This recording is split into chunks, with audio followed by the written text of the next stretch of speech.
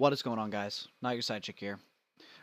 This is going to be what I like to call a blunt truth that I'm going to be giving out, which those of you that know me inside real life, I do not like sugarcoating. I do not like trying to make people feel better when it'll end up hurting them inside the end. I'd rather just be blunt, crude, whatever, and just go with it, and then try to fix the problems.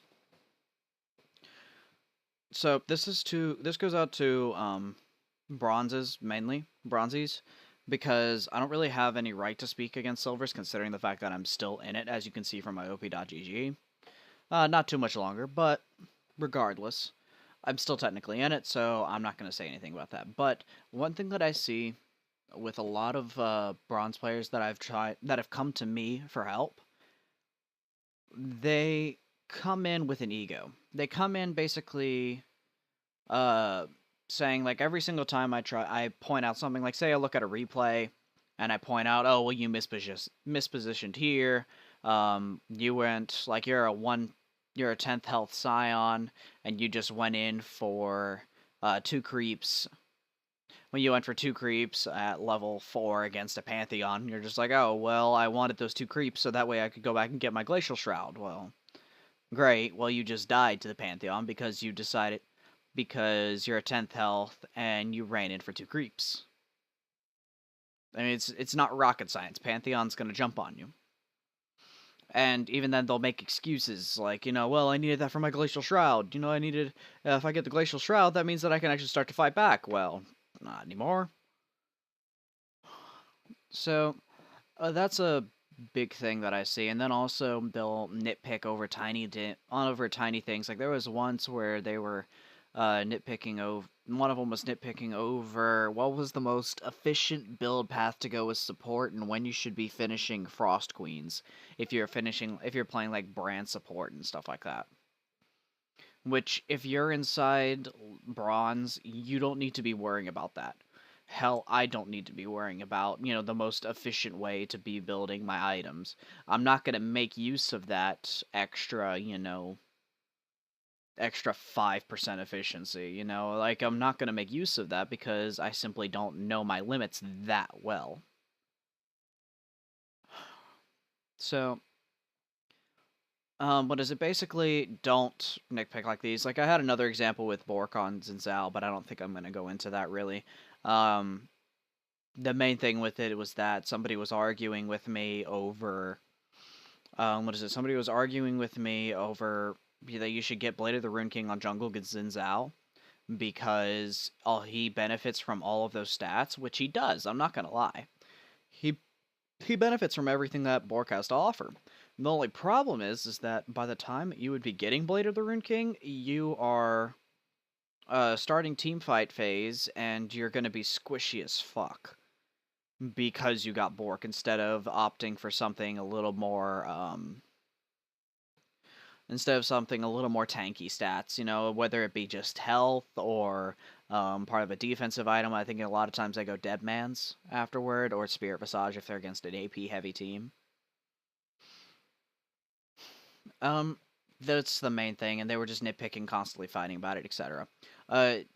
The big reason why you shouldn't be doing this and nitpicking and all of this stuff is that while it's good to argue, if you constantly fight over things that don't matter as a coach, or as just a friend trying to help, I'm gonna start judging you with an opinion that basically says, oh, so this guy just doesn't really care about climbing. He just wants me to tell him. He just wants me to tell him that he's right. That's what it tells me.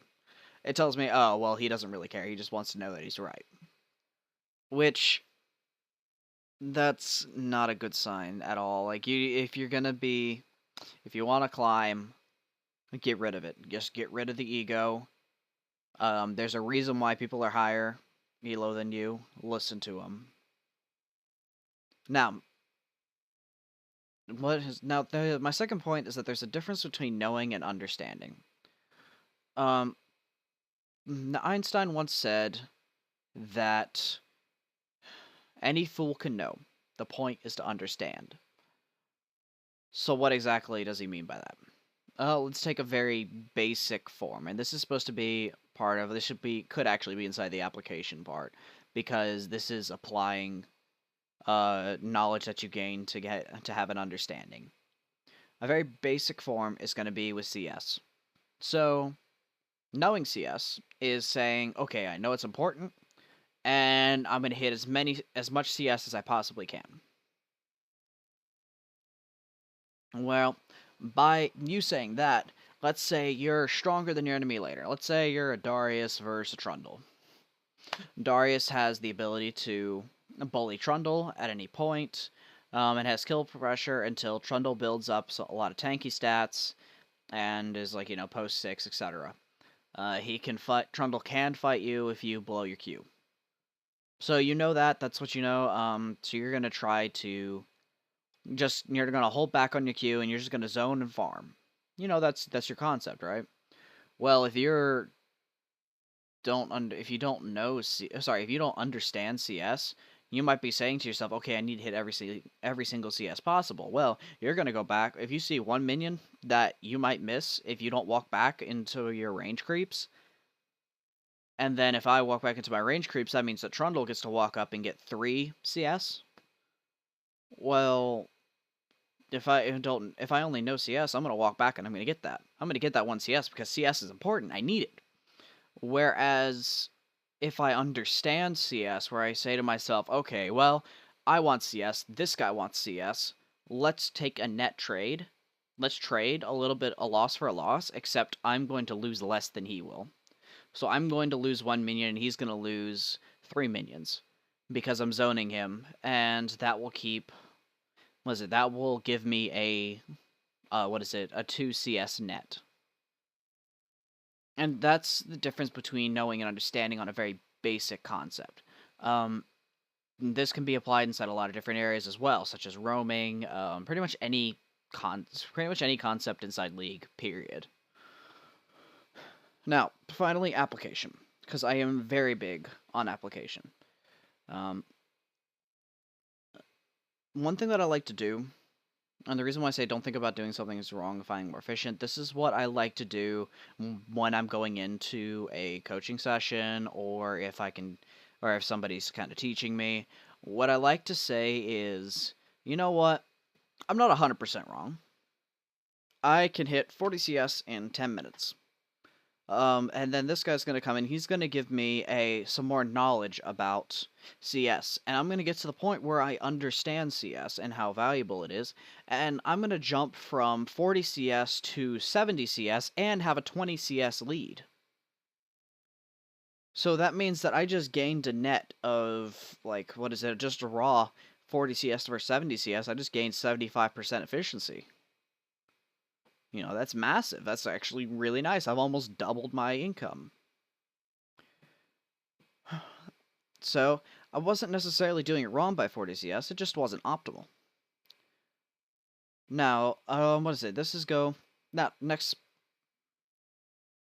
Sorry, guys. Next point. Time and money. Time equals money. Don't argue over small points, especially if you're paying for coaching. I cannot stress this enough. The amount of time that I've seen wasted. Just if you want to see proof of this, go to last Shadow stream and then look up either the Legend of Silver Kale. What was else? There was a gold Warwick. There was a gold Warwick main that they were. No, it was silver. It was a silver Warwick main, and these guys argue constantly over little things and stall and waste so much time. And if you're paying, especially if you're paying for like LS coaching, where that's like $100, $120 to do, then you arguing over those small points is actually costing you money where you could be using it at someplace else. Finally, always summarize. I cannot stress this enough. I do this myself with every single bit of information that I see. Like if I see an informational video, if I get coached, if I'm talking to somebody over about League, I always summarize in my head what just happened. And a lot of times I'll write it down too. Um, what is it? I summarize what happened so that way I can come away with something definite. So I don't sit there like, 2 days later and say to myself, huh, so what did I actually get out of that session? What did I actually get out of that session with Gundaymonday? Then I can come back to some notes and say, oh, well, I learned different ways of tracking the jungler. I learned counting CS. The counting CS of the jungler, so that way, and tracking that, so that way I know what camps he's done and what camps are up that I can take. I know. Let's see, what else is there? I know what is it? I know how much damage I can deal now because I got into a fight because during the coaching session I got into a fight with another person, and I got into a fight with the Lee Sin as Jarvan, and I said, oh well, I could have just I now can actually I can actually dual Lee Sin if I have, XYZ, if I have Warhammer and he only has his jungle item. He only has Challenging Smite.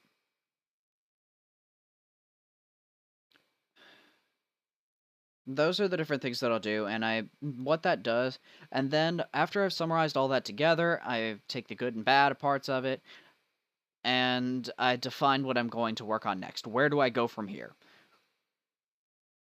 And I say to myself, okay, so what am I going to work on next? Well, inside that coaching session with Gunday, I sucked at controlling dragons.